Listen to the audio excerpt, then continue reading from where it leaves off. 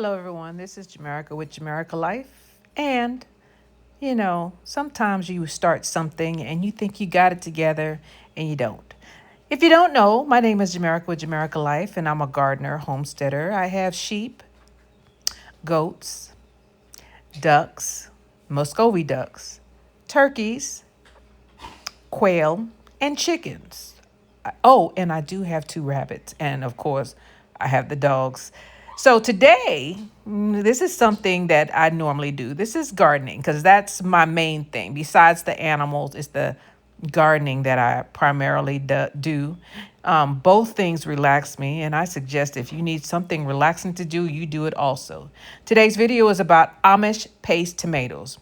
I first came into knowing about Amish paste tomatoes from YouTube. I'm a YouTuber and I watch a lot of YouTube's videos, and I get a lot of ideas from people all over the world. Well, this one, Amish paste tomatoes, of course, came from the Amish, and the Amish grow these.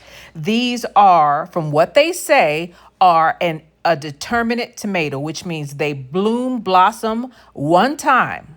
So it's one time. You got to get it while the getting is good. And once the flowers are gone, they don't bloom again. So you don't get multiple blooms like you would with other tomatoes like Roma and cherry tomatoes, because they will continue to bloom. They might stop for a while, but they'll come back. With these tomatoes, nah, you got to get it while the getting is good, which is why I started these tomatoes in December. Or was it? Yeah, it was December, or it was early January, late December, early January, because I knew if I did not get them done, well, I wouldn't have them. So I'm back. Now, the first thing we're going to do is we're going to grab our tomatoes, and we're going to, first of all, I had to water them. They're very moist, and you break them apart gently. The main thing you want to do is ensure that you get as much of the root of that plant that you can. I did bulk planting. That's what I call it. Some people call it mass planting, and there might be another name that I'm not familiar with, but I call it bulk planting because I just take as many seeds as I want, and I put them into one container and I plant them. Now, this container contained 9 plants in that one little pot. You'll see that in a minute. So that one little pot is going to turn into 9 pots, 9 plants. Always remember that when you're planting these seeds. The seeds are super tiny when you put them into those pots. But remember, these are going to become ginormous or big plants, hopefully. I'm an optimist. I always try to think that my plants are going to get super, super big.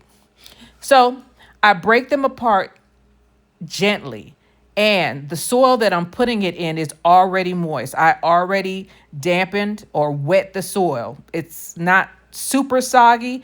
I drained the water out, but I made sure that thing, or those pots that it's going in, was not dry soil. Wet your soil before you transplant anything. Don't wait until after, because the plant is going to go into shock. Most likely it's going to go into shock no matter what you do, but you can reduce the amount of stress that the plant incurs if you wet the soil before you put it in there. That, along with making sure that you separate them carefully, because you see me untangling this. It's like untangling hair. If you just rip through your hair, well, then you're going to lose a lot of your hair. You're going to damage your hair. The plant is the same way. The plant is easier than detangling hair, in my opinion, depending on what kind of hair you got and how often you comb or brush it and what comb and brush you're using. So with this one, some of the plants look super healthy, but there were a few that were struggling. And I know they were struggling because there were too many plants in that pot. It was time for them to get up potted. The roots were starting to mesh together, and that's the last thing you want when you have seedlings, because it'll stunt their growth, and it might put all the plants in danger of just going away on you.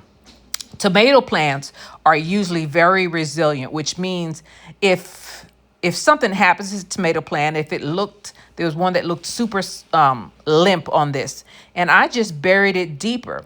There are little fuzzy things on the stem of the tomato, and if you bury a tomato plant deep, those little fuzzy things on the stem will turn into roots. That's the wonderful thing about tomatoes. Some people propagate tomatoes. They just cut off a branch, stick it in some water, or they just cut it off and put it in some dirt. And one tomato can turn into 5 or 6 tomatoes depending on the plant. So I always try to get as much root as possible. And with tomato plants, I'm not saying this for every plant, but with tomato plants, I try to bury them so that they're stabilized. If they're super floppy, well, I bury them deeper than a stronger one. The main thing when you are up potting any plant is to ensure that you also cover all of the roots and try to do it as quickly as possible. Roots are like veins. You don't want your veins exposed to air, right? Well, the roots are the same thing. You want to get them under some moist soil where it can start to acclimate before it goes into too much shock. Just don't take your seedlings and put them to the side and take a break, go eat dinner and come back, because they're going to wilt. Roots are like veins. They're not supposed to be exposed to air. If they are exposed to air, they start to wither away like a leaf. The air is called air pruning. And with seedlings, you do not want to lose any roots. You want to keep as much root as possible because you want your plants to grow as fast as possible. And if it has to concentrate on developing new roots, well, then you're going to have to spend a little bit of extra time and care trying to get them healthy again and to get those roots back to par. So I'm just working along. And as you can see, this tray is growing faster and faster. And some of the plants have more roots than others. Sometimes I have to dig deeper and remove a lot of soil in order to get all of the roots underground, because I am not going to break off a bunch of soil. I'm not trying to save soil from the primary plant if it has roots attached to it. So as you can see, I got all 9 of them in there. Hey, Jamaica. Hey, Jamaica. Go, Jamaica. Go, Jamaica. Go, go, go. All right. I'm not a superhero, so I don't need to do this. So I had some other plants there. I had some celery that I planted months ago. Celery takes a long time to grow. Celery is one of the plants. Woo! Celery don't like heat. Celery don't like it too cold. You just gotta work with celery. So I had 3 of them pop up. I want to get celery out because celery don't like heat. I told you that, right? So what I'm gonna do is I'm gonna go and I'm gonna get some more soil because I ran out, and I'll be right back. And here I am. Here I am, guys. There I go, there I go, there I go, there I go. So I planted quite a few celery seeds and only 3 came up. Well, I shouldn't say only 3. I should be grateful, right?